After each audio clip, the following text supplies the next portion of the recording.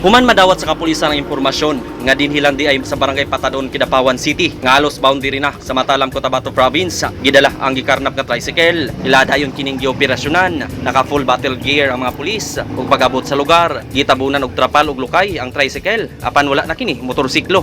Gitanggalan sab kini og mga accessories ug ikuha ang bangko ug labaw sa tanan. Ang puti nga pintura giilisda na kini og laing kolor aron dili kini mailhan. Makita na lang ang ubang accessories sa tricycle sulod sa wala pa mahuman nga gitukod nga balay. Sumala sa mga residente sa lugar, palupok lang sa ilaha sa taong nagdala sa tricycle nga arkila palit kini. Dili pod kayo nila sinati ang tao nga nagmaneho kay baguhan kini sa ilang dapit. Wala tingalas lang nga dito magudad tambay sa likod god sa balay daw. Oo.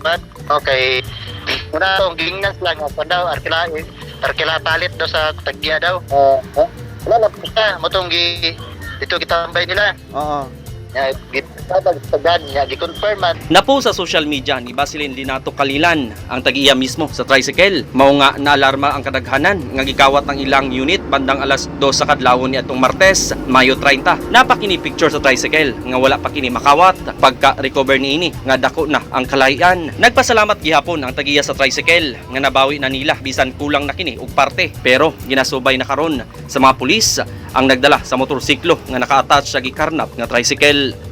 Marvin Revilla, Newsline Philippines, Province of North Cotabato. Stay safe.